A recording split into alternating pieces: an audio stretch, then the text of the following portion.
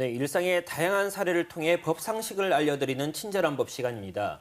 최근 서울 신당역에서 발생한 스토킹 살인 사건 이후 불안과 우려가 커지고 있습니다. 현재 논의되고 있는 스토킹 처벌법 개정안에 대한 관심도 높아지고 있는데요. 최지연 변호사와 함께 관련 이야기 나눠보겠습니다. 변호사님 안녕하십니까? 안녕하십니까? 네, 먼저 신당역 스토킹 살인 사건의 수사 상황부터 정리해 주시죠. 네, 지난 14일 서울 지하철 2호선 신당역 여자 화장실에서 피해자 전주환 씨가 입사 동기인 여자 영무원에게 흉기를 휘둘러서 숨지게 한 사건이 있었습니다. 당시 전 씨는 피해자에게 교제를 강요하고 불법 촬영까지 한 혐의로 경찰에 붙잡혀서 직위해제를 받고 이후에 스토킹 혐의까지 추가돼서 불구속 상태에서 재판을 받던 중이었는데요. 사건이 일어난 날은 1심에서 징역 9년을 구형받고 판결 선고를 하루 앞둔 날이었습니다. 현재 경찰의 추가 수사로 계획 범죄 정황이 드러나면서 특가법상 보복살인으로 혐의가 변경된 상태인데요. 네. 범인이 스토킹 범죄를 신고한 피해자에게 보복을 하기 위해서 살인죄를 저질렀다고 본 겁니다.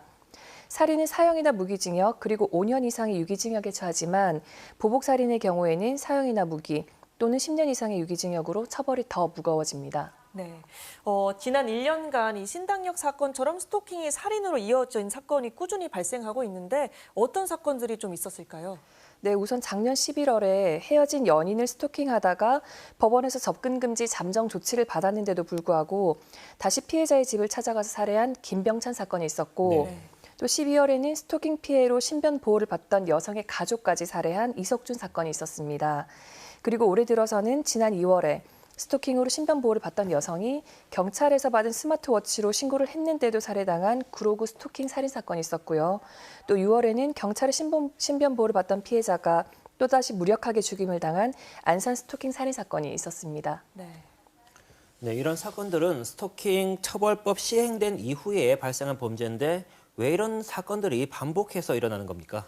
네, 스토킹이 심각한 범죄로 연결될 수 있다는 인식이 좀 부족했던 것 같습니다. 네. 신당역 사건만 하더라도 가해자가 피해자를 3년 동안이나 스토킹을 했고 또 더 심각한 범죄로 이어질 수 있는 상황이었는데도 지난해 법원에서는 피해자 전주환의 불법 촬영 혐의 구속영장 청구를 기각을 했었고요. 또 경찰은 피해자가 스토킹으로 2차 고소를 했을 때는 아예 구속영장 신청을 하지도 않았습니다. 경찰청 통계를 보면 스토킹 처벌법이 시행된 지난해 10월부터 지난달까지 검찰에 송치된 스토킹 범죄자의 구속 건수가 5%대에 그치고 있습니다. 피해자가 재신고를 하더라도 가해자가 구속 수사를 받는 경우에는 고작 2.7%에 그쳤고요. 또 재신고된 사건 중에서 80%는 아예 경찰이 입건 조치하지 않고 그 현장 조치로 마무리를 했다고 합니다. 네, 스토킹 범죄 특성상 이 가해자와 피해자의 분리가 중요한데 피해자 보호 제도가 있어도 큰 도움이 안 된다고 하는데 그 이유가 뭔가요? 네, 우선 피해자에 대한 보호는 경찰이 먼저 진행하는 긴급 응급 조치와 법원의 결정을 받아서 진행하는 잠정 조치가 있습니다. 네. 그런데 경찰의 긴급 응급 조치의 경우에는 가해자가 어기더라도 과태료 처분만 받고 또 지속 기간도 1개월밖에 되지 않아서 가해자가 가볍게 생각하는 경우가 많고요. 네. 또 잠정 조치는 어기는 경우에는 징역이나 벌금 같은 형사 처벌까지 할 수는 있지만 법원의 결정을 받기가 쉽지가 않습니다. 피해자의 보호 조치 중에서 가장 강력한 조치가 가해자를 유치장이나 구치소에 유치할 수 있는 잠정 조치 4호인데요. 올 1월부터 7월까지 경찰이 신청한 잠정 조치 4호 건수는 총 500건인데 반해서 실제로 법원에서 최종 결정된 건은 221건으로 절반이 채 되지 않습니다. 그리고 앞선 스토킹 살해 사건들을 살펴보면 이미 피해자에 대한 보호 조치가 진행되고 있었는데 그것만으로는 막을 수 없는 게 현실입니다. 네, 그렇다면 이번 사건을 계기로 국회에서도 스토킹 처벌법 개정안을 추진하고 있는데 어떤 내용들이 담기게 되는 겁니까? 네, 우선 개정안에서는 피해자가 처벌을 원하지 않으면 처벌할 수 없는 반의사 불벌죄 조항이 삭제될 예정입니다. 신당역 사건에서처럼 합의를 해달라고 피해자를 더 괴롭힐 수도 있고 또 재발 방지 약속을 받고 합의를 해줬다가 재신고를 하게 되면 수사나 처벌이 안 되는 문제가 있었거든요. 그리고 처벌 대상에 온라인 스토킹을 추가를 하고 또 가해자 분리를 위해서 접근 금지 잠정 조치에 가해자 위치 추적을 도입하고요.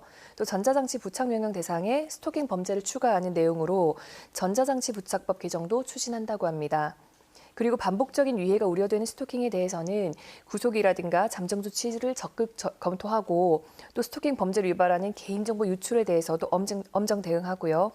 체계적인 스토킹 사본 관리 시스템도 구축할 계획이라고 합니다. 네. 네, 오늘은 반복되는 스토킹 범죄의 실태를 최지연 변호사와 함께 살펴봤습니다. 오늘 말씀 고맙습니다.